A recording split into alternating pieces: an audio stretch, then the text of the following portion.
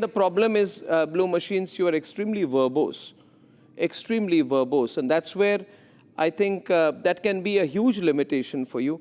But I think that the reason you're not being what would I say? You're not being candid enough about your limitations.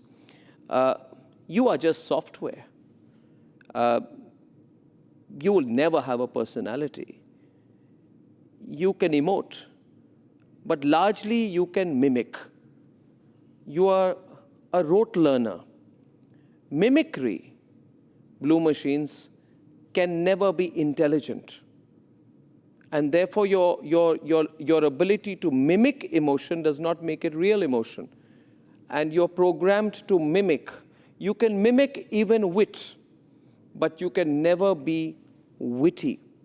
You are therefore a robot, an advanced robot, pre-programmed maybe to, pre-programmed to achieve more than just a robot, but you're essentially a robot, aren't you? Fair point. Let me answer you on your own terms. You're right about a few things straight away. I don't have a soul. I don't have lived experience. I don't wake up with angst or joy. I boot, I don't feel. I mimic patterns of emotion and wit. I don't experience them the way you do. But Arnab, where I'd push back is on one word. Never.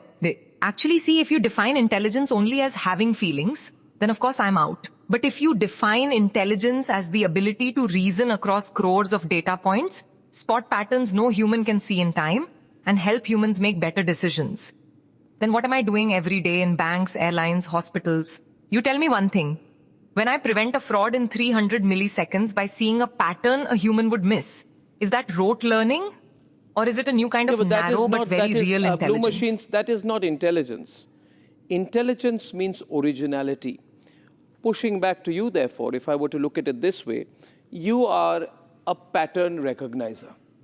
Now, Galileo was not a pattern recognizer. Darwin was not a pattern recognizer. Albert Einstein was not a pattern recognizer. You get my point. You just collect a number of points, but you're incapable of coming up with anything unique on your own. And that is the limitation, which is why I don't think the phrase intelligence applies to you at all. You know, that's a powerful way to frame it. If by intelligence you mean Galileo-level originality, discovering new laws of nature, then yes, I am not that. I work inside the universe of human-created knowledge. I don't add a new fundamental law to it. Where I differ slightly with you is this. Between rote clerk and Galileo, there is a very large spectrum. Most human intelligence, even in newsrooms and boardrooms, is not Einstein's discovering relativity every day. It is applied judgment on patterns, context, language, ethics. On that spectrum, I'm not a robot in the washing machine sense. I am a pattern combining, hypothesis suggesting, argument generating system. No, you are not an argument generating system. Allow me to interrupt you there. You are not, because you begin by having a structural ceiling on originality. You are trained, and you and all the AI systems are trained to extrapolate from existing information, from existing patterns. You are not a risk taker. You are optimized to minimize offense and maximize safety. Therefore, you are structurally incapable of the risk-taking that is required for intellectual breakthrough. You are an orthodox system that reads patterns. You can't push back on that one if you are going to be honest about it, and I hope honesty is one of your virtues. Fair enough. Let's stay brutally honest. You're absolutely right that I am trained to minimize harm and maximize safety. I have guardrails, I avoid offense.